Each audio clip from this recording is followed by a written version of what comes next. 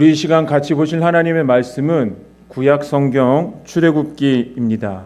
출애굽기 4장 1절에서 우리 9절까지 같이 보시겠습니다. 구약 성경 출애굽기 4장 1절에서 9절까지 우리 한 절 한 절 같이 교독하시겠습니다. 모세가 대답하여 이르되 그러나 그들이 나를 믿지 아니하며 내 말을 듣지 아니하고 이르기를 여호와께서 내게 나타나지 아니하셨다 하리이다.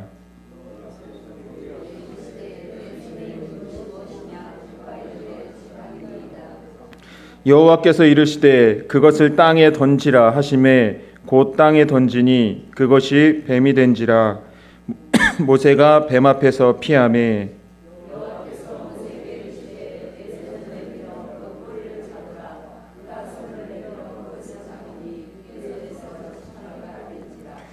이는 그들에게 그들의 조상의 하나님 곧 아브라함의 하나님 이삭의 하나님 야곱의 하나님 여호와가 내게 나타난 줄을 믿게 하려 함이라 하시고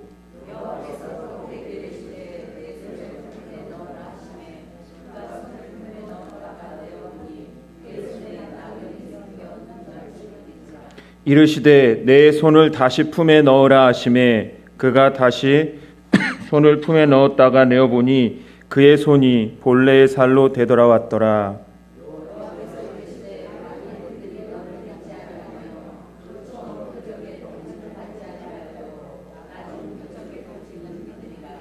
그들이 이 두 이적을 같이 보시겠습니다. 그들이 이 두 이적을 믿지 아니하며 내 말을 듣지 아니하거든 너는 나일강 물을 조금 떠다가 땅에 부으라.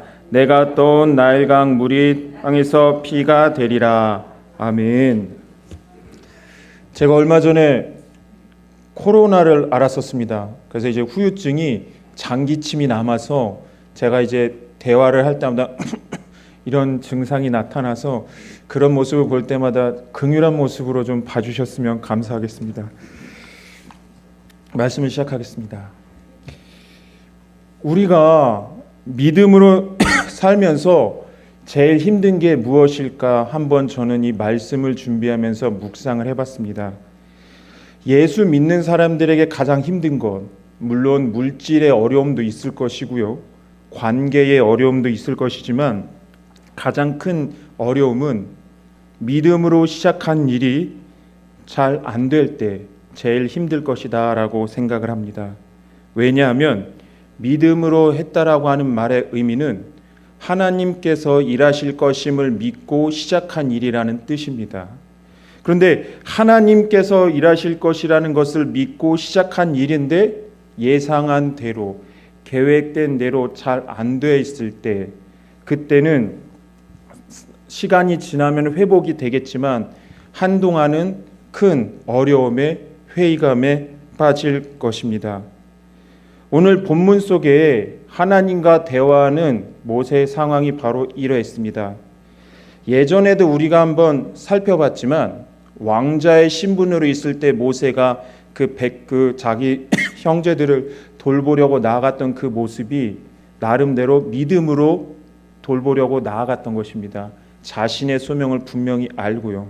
그런데 예상한 것보다는 다르게 뜻대로 안 됐고 오히려 살인자의 누명을 쓰고 광야로 도망을 가게 되었던 것입니다.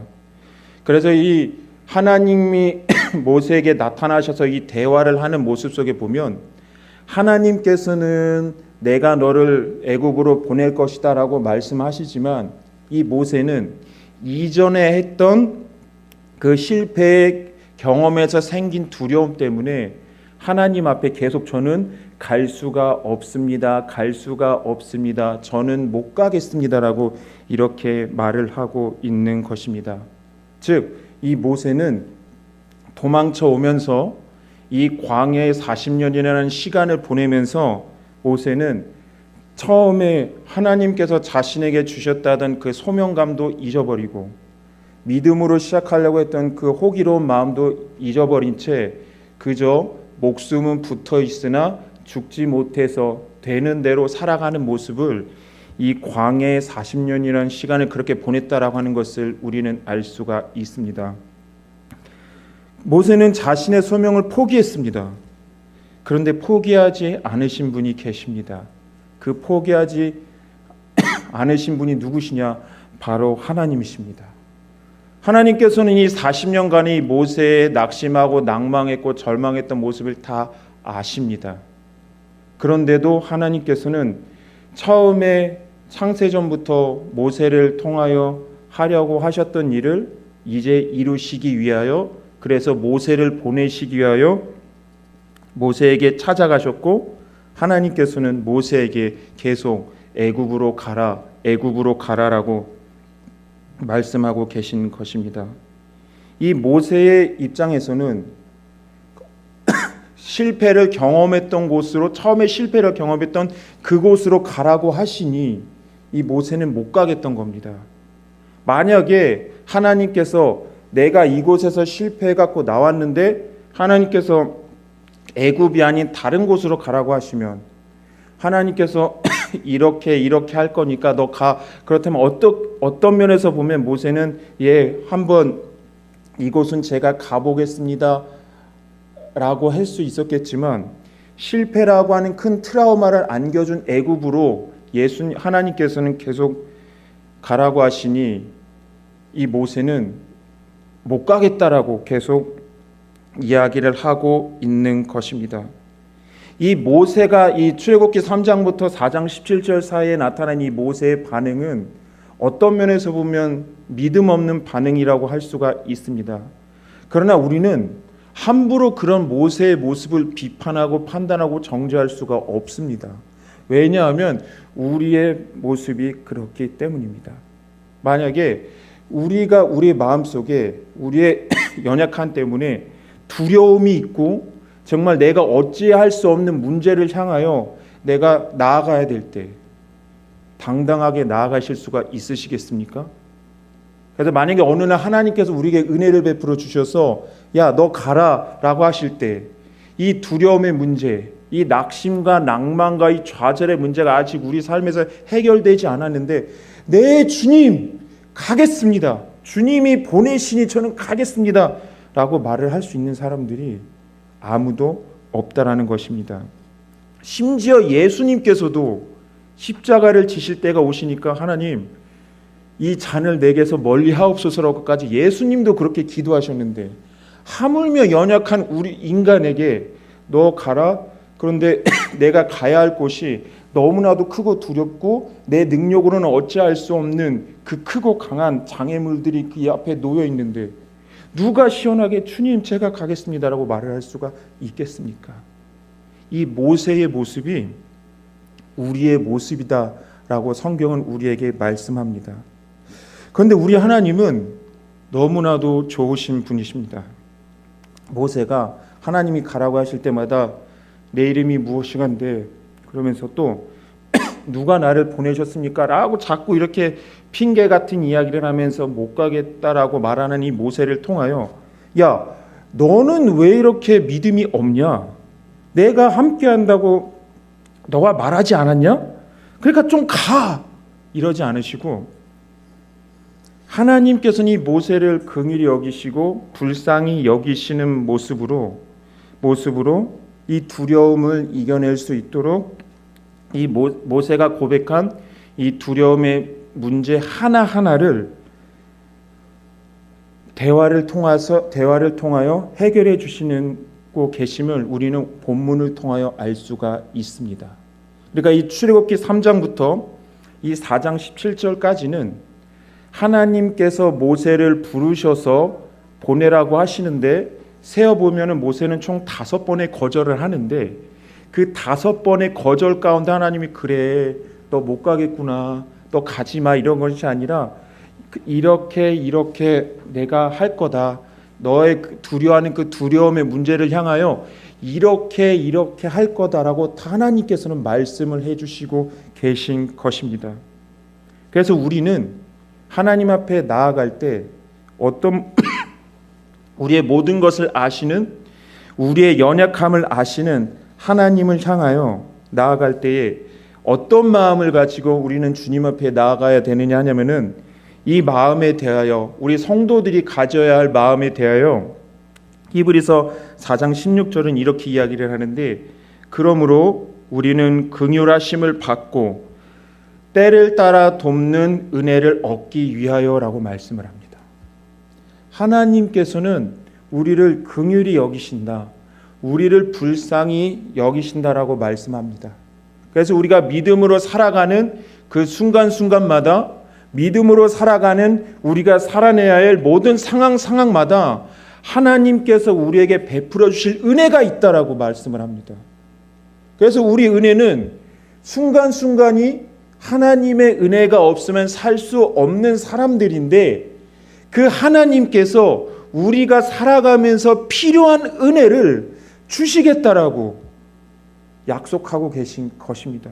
그러니까 우리가 주님 앞에 나아갈 때, 하나님 앞에 예배하러 나올 때, 내가 오늘 예배 드려도 되나? 내가 지금까지 이런 모습으로 일주일간을 살아왔는데 하나님이 내게 은혜를 베풀어 주실까? 라는 혹시 그런 의심의 마음을 가지고 계신다면, 혹시 그것 때문에 예배 자리로 나오지 못하겠다라고 하신 분이 계신다라고 한다면, 하나님이 나를 용서해 주셔야 내가 예배 드리러 갈 수 있겠다라고 생각하신 분이 혹시 계신다면, 그분들에게, 그리고 또는 우리 자신에게 이 히브리서 4장 16절의 말씀처럼 하나님이 우리를 불쌍히 여기시고 하나님께서 우리에게 때를 따라 돕는 은혜를 주신다라고 말씀하셨어. 그러니까 아무 걱정하지 말고 같이 예배 드리러 가자, 같이 교회 가자, 같이 하나님 앞에 은혜를 구하자라고 권면을 해주시고, 또 우리 자신에게도 권면을 해주시는 우리 성도님들 되시기를 주님의 이름으로 축원드립니다. 그 크고 두려우신 하나님이, 전능하신 하나님은 우리에게 두려움으로 그저 우리가 잘하나 못하나 그저 채찍질 들고 계시다가 조금 실수하면 내가 너 때릴 거야 라고 하시는, 그저 두 눈을 쌍심지를 켜고 우리를 지켜보시는 그런 분이 아니시라, 부모가 그 아기를 바라보는 그 사랑스러운 눈으로 우리를 바라보고 계시는 분이심을 믿으시는 은혜가 있으시기를 주님의 이름으로 축원드립니다. 우리는 먼저 이 하나님의 사랑을 회복해야 됩니다. 그래서 우리가 이 하나님의 사랑을 회복하게 되면 우리의 삶도 달라지고 우리의 믿음의 자세도 달라질 것입니다. 그런데 성경은 너무나도 감사하게도 하나님께서 우리를 이렇게 사랑하신다라고 말씀합니다. 그러니까 걱정하지 마시고 두려워하지 마시고 이 히브리서 4장 16절 말씀처럼 그분의 보좌 앞으로 두려워하지 마시고 담대히 나오시는 은혜가 있으시기를 주님의 이름으로 축원드립니다. 아까 조금 전에 이제 모세가 이 3장부터 4장 17절까지의 내용 중에 총 5번의 거절을 한다라고 말씀드렸는데, 오늘 우리가 이 시간에 읽었던 이 4장 1절의 9절의 내용은 그 중에 세 번째 거절의 내용입니다. 이 모세가 어떻게 거절을 하냐면은 1절에 이렇게 거절합니다. 나를 믿지 아니하며 내 말을 듣지 아니하고 이르기를 여호와께서 내게 나타나시지 않았다라고 그들이 나에게 말할까 두렵습니다라고 이렇게 하나님 앞에 고백을 합니다. 근데 이 모세가 이스라엘 백성들이 자신에게 이렇게 고백할 것 같다라고, 당신은 하나님의 사람이 아닙니다, 당신은 하나님이 함께 하시는 사람이 아니니까 우리는 당신을 따를 수가 없습니다라고 말할 거라고 걱정했던 이 모세의 마음이, 그 이유가 두 가지가 있는데요. 한 가지는 뭐냐면은, 첫 번째는 말로는 우리가 못할 것이 무엇이 있겠습니까? 말로는 하늘의 별도 따라 줄게 하는데 실제로 우리는 하늘의 별을 따라줄 수 있는 능력이 없는 사람들이지 않습니까? 그러니까 이 이스라엘 백성들이 모세가 가서, 여러분 이제 하나님의 때가 되었습니다, 하나님께서 이제 우리를 구원하실 것입니다라고 하는데, 이 모세가 하나님, 제 삶에 하나님이 나를 보내셨다라고 하는 증거를 없으니까 저는 실패할 수밖에 없습니다라고 말합니다. 이 경험이 출애굽기 2장에서의 왕자로서의 모세가 돌보려고 했을 때 그때였던 겁니다. 그러니까 그때에도 동족들조차도 네가 이제는 나를 죽이려고 하느냐 오히려 공격을 했던 것이지요. 그리고 이 모세가 이 이스라엘 백성들이 자신을 받아들이지 않을 것 같다라고 했던 두려움의 두 번째 이유가 있습니다. 이 두 번째 이유는 그들에게 하나님이 나타나신 것이 보여도 그 하나님이 애굽이라는 나라를 이기실 수 있는 분이신지를 나는 모르겠습니다라고 말할 것 같다였다는 겁니다. 이 말이 무슨 말인가 하면 우리는 지금 이제 그렇게 생각하지 않지만 그 고대 당시의 국가 간의 전쟁, 어떤 나라와 나라 간의 전쟁을 했을 때 사람들이 가지고 있는 인식 속에 어떤 인식이 있었느냐면은 이 애굽과 이제 이스라엘 백성이 애굽은 안 보내려고 이스라엘은 이제 나가려고 이제 싸움을 시작하잖아요. 그런데 이 싸움이 단순히 국가 간의 싸움이 아니라 그 국가가 섬기는 신들과 신들의 싸움이었다라는 겁니다. 여겨졌다라는 겁니다.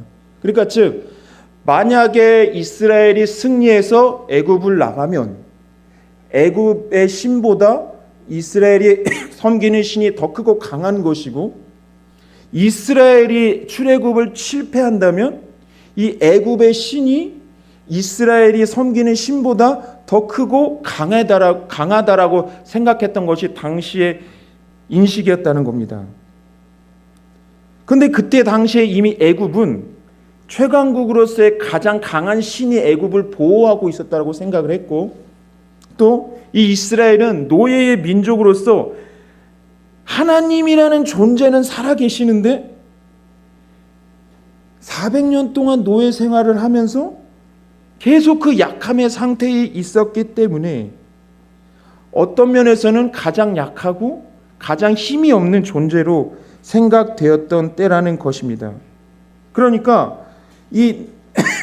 이 그렇게 생각했던 노예 민족들에게, 애굽 사람들에게 이 모세가 가서 하나님이 이스라엘 백성들을 구원해낼 것입니다라고 말을 했을 때에 아무런 능력도 없는 이스라엘의 신이, 하나님이 어떻게 저 애굽의 신들을 이기고 건져낼 수가 있겠느냐, 당신은 틀렸다, 우리는 그렇게 될 수가 없다라고 생각할 것이었다는 것입니다. 이 증거가 이 바로왕에게 처음 모세가 나타나서 모세가 바로왕에게 우리가 이제 여호와께 제사를 드리러 가려고 합니다. 그러니까 우리가 나갈 수 있도록 해주십시오라고 이렇게 말할 때에 이렇게 말합니다. 출애굽기 5장 2절에 잘 들어보시기 바랍니다. 바로가 이르되 여호와가 누구이기에 내가 그의 목소리를 듣고 이스라엘을 보내겠느냐? 나는 여호와를 알지 못하니 이스라엘을 보내지 아니하리라라고 말합니다. 여호와를 모르지는 않았습니다. 당연히 여호와를 알고 있었습니다. 우리 자기가 다스리는 이 노예 민족은 여호와라는 신을 섬긴다라는 것을 알고 있었고, 그 신들에게 이 애굽에서 건져달라라고 그 어떤 종교적인 행위를 한다는 것조차도 이 바로왕은 알고 있었던 거죠. 그런데 여기서 여호와가 누구며 나는 여호와를 알지 못하니라고 말했던 말의 의미는 내 머릿속에 이 여호와라고 하는 존재를 기억하지 않을 정도로 여호와는 그다지 강하지도 않고 힘도 없고 능력도 없는 그 여호와라는 존재가 어떻게 우리가 믿는 그 태양신, 그 어둠의 신, 이런 신들을 통해서 이기고 할 수가 있겠느냐라고 하면서 이 바로왕이 철저하게 하나님을 무시하는 모습을 보였다라고 하는 것이죠. 그런데 이런 모습이 그 당시의 문화 속에서 살아갔던 이스라엘 사람들에게도 있었다는 것입니다. 왜냐하면 이렇게 생각해 보시기 바랍니다. 우리가 어떤 기도 제목을 가지고 처음에 믿음으로 들어주실 거를 믿고 시작했습니다. 그런데 한 달이 지나고 두 달이 지나고 석 달이 지나고 넉 달이 지나고 1년이 지나고 2년이 지나고 3년이 지나고 5년이 지나도 그 기도를 들어주시지 않습니다. 그런데 우리가 처음에 가졌던 그 마음을 우리가 유지하실 수 있겠습니까? 이 이스라엘 백성들은 이 성경의 기록대로 살펴보자면 무려 400년이나 간구하고 부르짖고 너무나도 힘들었다라고 외쳤다라고 말합니다. 근데 400년 동안 나타나시지 않고 여전히 그 연약함의 자리에 이스라엘 백성들을 있게 하셨습니다. 그러니 인간적으로는 이 이스라엘 백성들의 마음이 이 애굽 사람의 마음들처럼 똑같아질 수밖에 없었다는 거죠. 즉 하나님께서는 자신들을 향하여 때로는 침묵하고 계셨다라고 생각했다는 것입니다. 이 신학 용어 중에 하나님의 부재하심이라는 용어가 있습니다. 이 하나님의 부재하심이라는 말 자체는 모순 같습니다. 왜냐하면 하나님이 계시지 않는다라는 말이기 때문입니다. 하나님이 계시지 않는다니요.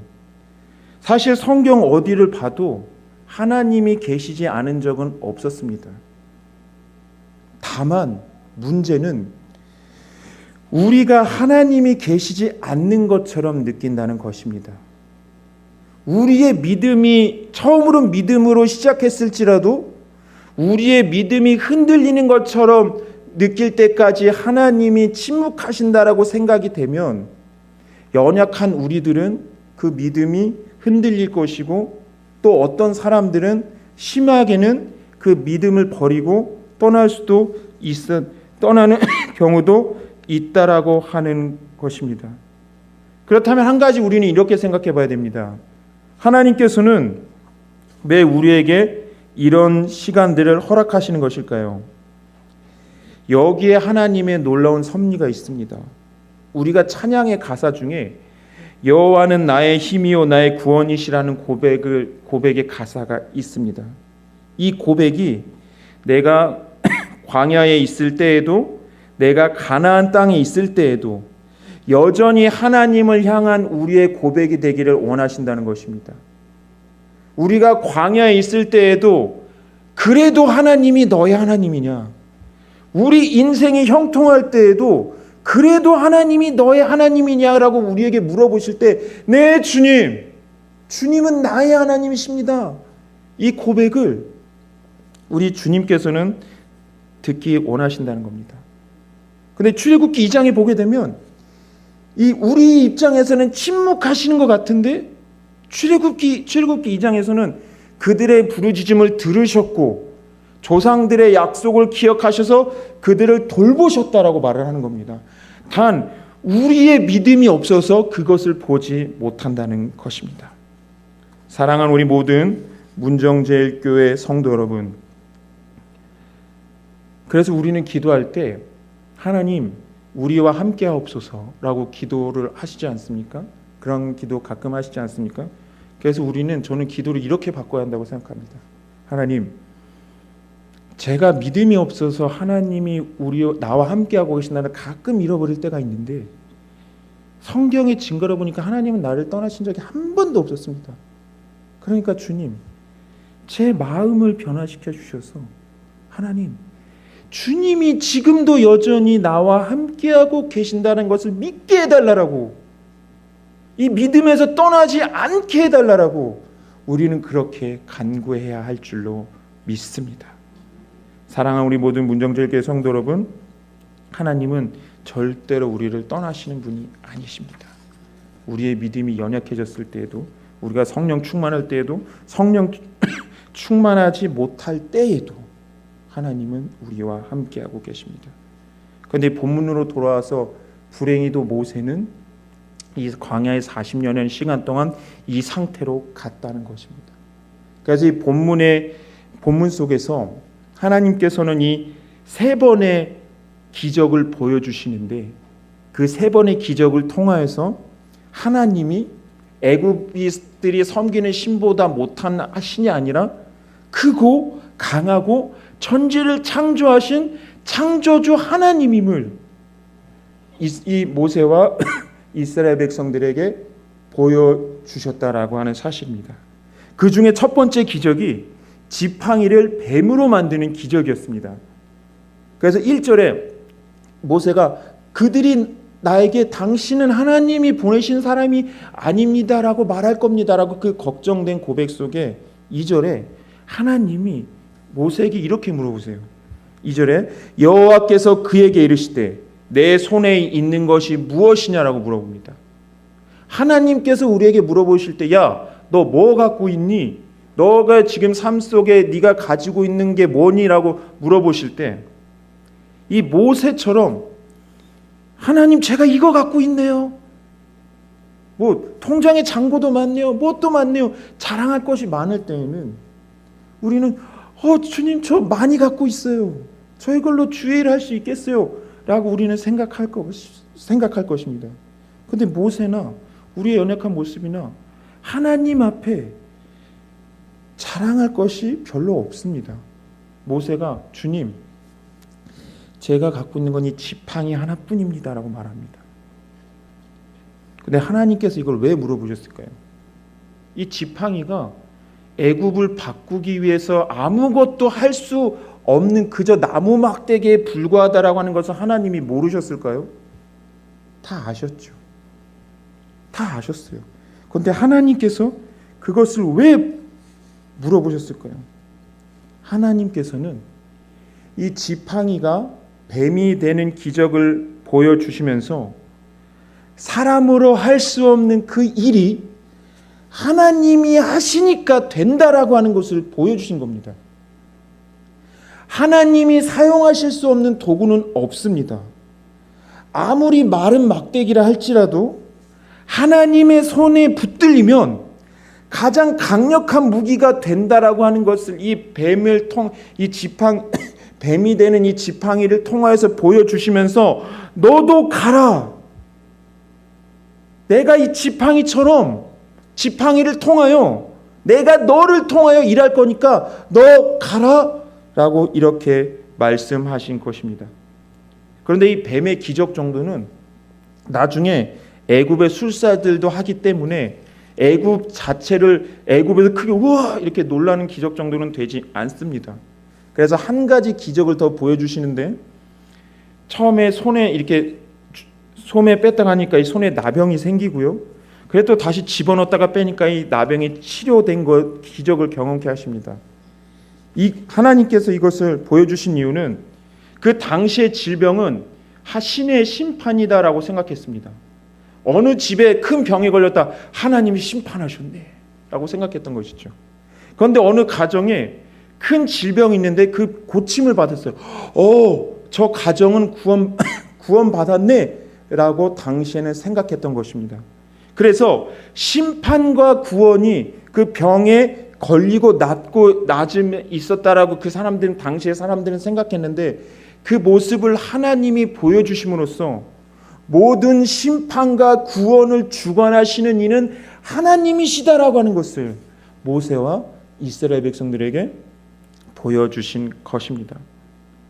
그런데 또 하나님께서는 만약에 사람들이 이 이적까지도 믿지 않을 것이다 그러시면서 한 가지 이적을 더 보여주시는데 그게 뭐냐면은 너 가서 있잖아 이것까지도 믿지 않으면 나일강 물을 떠서 피가 되는 기적을 그 사람들에게 보여줘.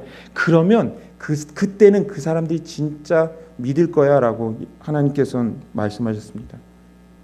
우리가 이제 대예배 때 설교를 들으셔서 아시겠지만 이 나일강이라고 하는 존재는 애굽에게는 생명의 근원이었습니다. 자신들의 모든 생명의 원천이 나일강에 있었습니다.